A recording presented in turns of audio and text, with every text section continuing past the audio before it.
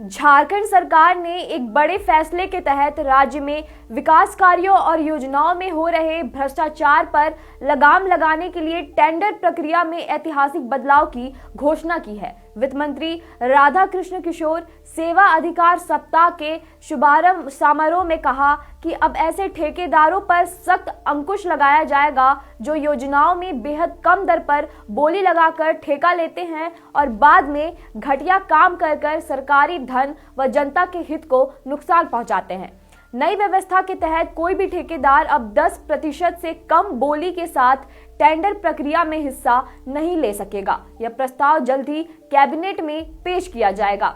मंत्री ने अपने क्षेत्र का उदाहरण देते हुए कहा कि 75 लाख की एक योजना में ठेकेदार ने 48% कम दर की बोली लगा दी, जिसमें काम की गुणवत्ता की कोई गारंटी ही नहीं बची। उन्होंने साफ कहा, सस्ती बोली विकास नहीं करती बल्कि भ्रष्टाचार को बढ़ाती है। यदि जनता का पैसा बचाने के नाम पर काम घटिया हो रहा है तो यह सीधे जनता के अधिकारों की लूट है। इस कार्यक्रम के दौरान वित्त मंत्री ने केंद्र सरकार पर भी निशाना साधा और बकाया राशि को लेकर सवाल उठाए।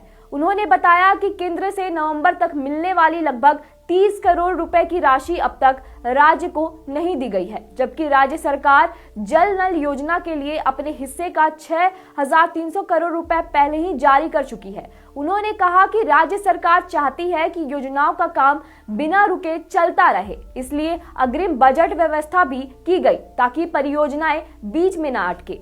उन्होंने अधिकारियों को विशेष रूप से नक्सल प्रभावित जिलों में पारदर्शिता और जवाबदेही के साथ काम करने की सलाह दी।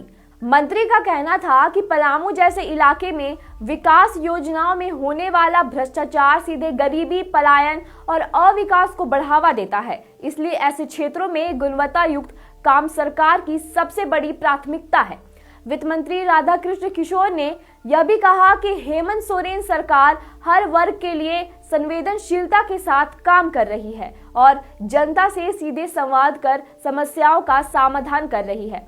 उन्होंने कहा कि झारखंड में पहले ऐसी व्यवस्था नहीं थी जहां लोग अपनी बात सीधे सरकार तक पहुंचा सके, लेकिन अब आपकी योजना, आपकी सरकार, आपके द्वार जैसे कार्यक्रम सिर्फ औपचारिकता नहीं बल्कि नतीजे देने के लिए आयोजित किए जा रहे हैं। उन्होंने अधिकारियों को निर्देश दिए हैं कि वे सभी प्राप्त आवेदनों को संकलित करें और ईमानदारी के साथ समस्याओं का समाधान करें। मंत्री ने कहा कि जनप्रतिनिधियों का यह दायित्व है कि ऐसे मंचों पर जनता की समस्याएं रखी जाए और उनका समाधान सुनिश्चित किया जाए। कार्यक्रम के अंत में मंत्री ने दोहराया कि राज्य में टेंडर नियमों में बदलाव अब बेहद जरूरी हो गया है, क्योंकि विकास कार्यों की गुणवत्ता से कोई समझौता नहीं किया जाएगा। उन्होंने कहा कि न्यूनतम बोली केवल 10% तक कम की जा सकेगी और इस नियम को कैबिनेट की अगली बैठक में रखा जाएगा। साथ ही उन्होंने आरोप लगाया कि केंद्र सरकार जल नल योजना के लिए 12,600 करोड़ रुपए के बजट पर सहमति देने के बावजूद अब राशि जारी करने से पीछे हट रही है। उन्होंने अधिकारियों को हेमंत सोरेन की तरह संवेदनशील बनने और नक्सल प्रभावित इलाकों में बेहतर कार्य निष्पादन के लिए तैयार रहने का निर्देश दिया। मंत्री ने कहा कि सरकार का लक्ष्य साफ है, भ्रष्टाचार मुक्त विकास, पारदर्शी व्यवस्था और जनता के अधिकारों की पूरी सुरक्षा। इस पर आपके क्या विचार है, हमें कमेंट करके जरूर बताएं और वीडियो अगर पसंद आया हो तो लाइक और शेयर करें। धन्यवाद।